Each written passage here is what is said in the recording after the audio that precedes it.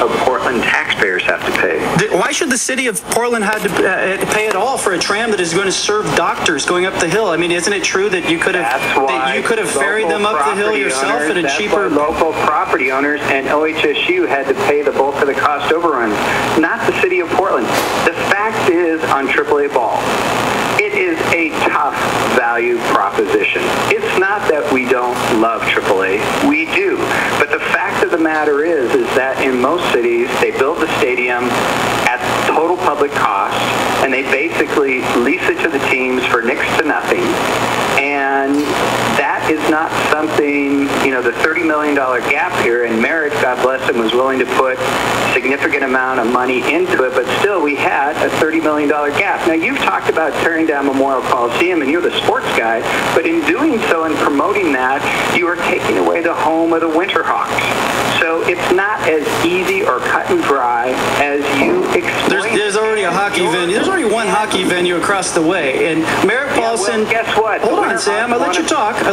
Hold on a second. Couple things here. Merritt Paulson, yes, he wrung his hands and he pleaded with people. He promised as much as $25 million in capital. He guaranteed that he'd cover any construction cost overages, and the city council approved the plan.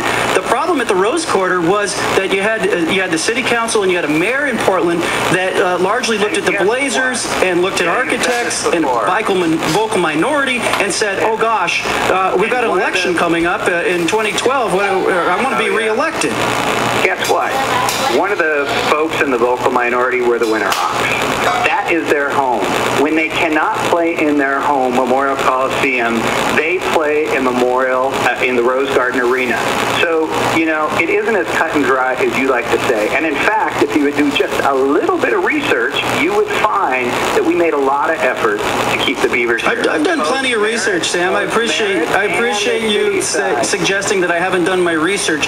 Since you've opened that door, what of all the business owners in Portland who say, people keep saying Mayor Sam Adams, he survived the Bro Breedlove thing, look at him, he's still in office. What about the loss of clout? Do you feel like you're an empty suit? Do you feel like you have any clout post-scandal? Because I keep hearing from business owners, I hear from people involved in the stadium project that Sam Adams can't get anything done. He's an empty suit. He's lost all of his clout. He's become an ineffective leader. How do you answer to all that? Listen, I read your column. The fact of the matter is, you don't want to deal with the facts of AAA ball. The fact of the matter is, you resort to, How is it that it works in other cities? You're more interested in just sort of hyperbole and personal attacks than dealing with the actual issues. How is it that it works in other cities? How is it that Fresno and Sacramento and other minor cities that Portland should aspire to be better than can somehow get a stadium built, and the city of Portland under the current leadership just falls flat? I know it's hard for you to hear somebody attacking you and saying that you lack leadership. Don't worry about it, John. I'm used to it. The fact of the matter is, we managed to land an MLS team. And in the process of that, we are not able to keep AAA baseball. Now, I realize you don't like MLS, and that's fine. We can disagree on that. But the fact of the matter is that keeping the low ticket price for AAA ball, the fact that a new stadium has to hit attendance projections of like 4,000 to 4,500. Would have done that in their sleep. Would have done it in their sleep. And you're saying tear down the hockey stadium. You already said yourself. Look, you already said yourself that the Rose Garden Arena's got a hockey arena. We have a financial gap.